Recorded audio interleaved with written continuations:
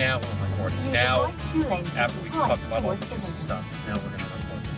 All right, so we can give a recap. First of all, we do, I don't know about the rest of you, but we do our best relationship talking, thinking, big future things in the car on long drives. Keep right.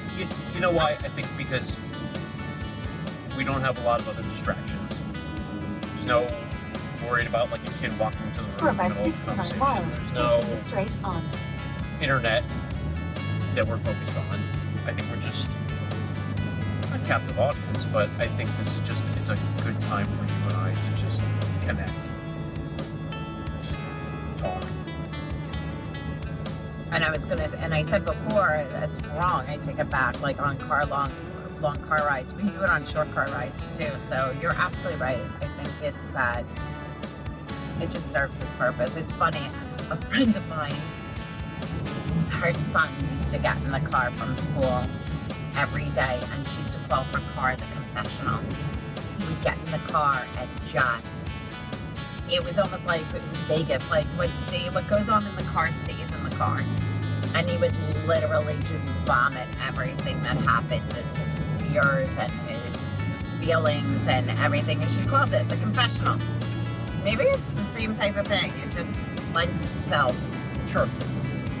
to doing that. So what we've been talking about that you weren't privy to, but it's just how we are in a really just different stage of our lives. It's almost like growing up, there was a joke, midlife crisis for men. They would drop their families and go find a girl in her 20s and buy a Lamborghini or a Porsche, get a sports car, look like an idiot, and wear hipper clothing and try to regain this youth, I guess. I don't know, Mark, you could speak about this because you're a male. It's a male thing. I'm wearing a t-shirt with Chip and Dale on it, and I'm wearing pajama pants, which you can't see. I am failing miserably at a midlife crisis. Yes, but what And I'm driving a Chevy that has third row seating so I can move my kid into college. But the idea behind it, I get it. It's all of a sudden you're seeing there's more behind you than ahead of you. Midlife crisis? I don't. But something I'm thinking a lot about what you said, and I think about when I went to college. And I remember my first week of school, it was like 4 different friends of mine had said, yep, my parents I got the phone call, my parents are getting a divorce. I'll never forget this. And I remember thinking, oh my God, they had waited till they got their kid to college. It was something that they had done.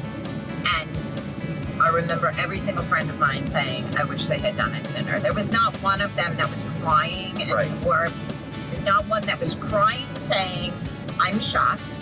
There was not one crying that said, my family is falling apart. Some said, we walked through life, they were just, nobody spoke to each other. Or all they did was brawl. So there was relief on all of their sides. And it's that same thing. It's that, I think what happens is if you have children, I can't speak to this phenomenon if you don't have kids or a life partner, but it's almost like a shift when you hit this stage where we're in like a new stage now. So the kids are off, it's us again alone, and it's almost like a new beginning. So this is what I was starting to say before. Now I remember what I was saying. This is when I happened to look up and see that the phone was off. And I was like, stop recording? So I was saying, I think a big thing with us is, now this stage of our life where the kids are off to college. Now, are we empty nesters? I'm not sure. I'm not sure yet. I don't know if that means they've permanently moved away. I mean, part-time empty nesters. I don't know what the terminology is, but so with the kids finally being off to college, the younger ones going off to college for freshman year, it's next month. So we're back to just you and me in the house and the dogs at all times, and it's kind of like, what I was saying was, you and I We got married. Later in life. Thank you. Which to Ellen means I was 31. You were Yes, but 46. we were like in our 20s. Right. You know, we were responsible. We were older. I know we always laughed because I was always the older mom in the group because they were having children in their 20s and I was having kids in my 30s. Right. But my point is, we got married and started trying to have kids right away. Right away. So, we never really had that, and I don't regret it. We never had that. You and I, we can, I don't know, we can go on vacation together, just you and me. We can just pick up and just go. I mean, now with the dogs, we can't exactly, but you get it. You get it. It was never just us. It was never just, blaring Duran Duran on the radio and just dancing around house, or whatever it was.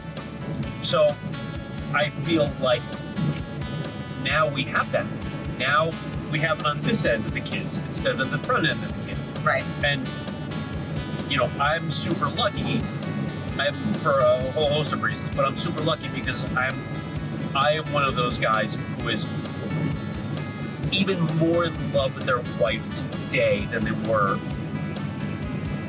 when we first started out. So I am, I'll miss my kids when they're in college and starting their lives. I want them to do that, but I'm super happy that it's just going to be the two of us.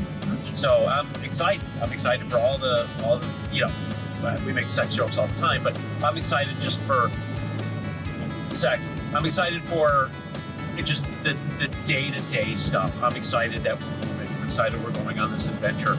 I have greenhouse porn. It's not what you think. I have like greenhouse porn all over Pinterest, like how to build a greenhouse with used windows, how to build one out of cement, like three little pigs, how to build one out of straw, how to build one out of wood. I'm excited for all of it.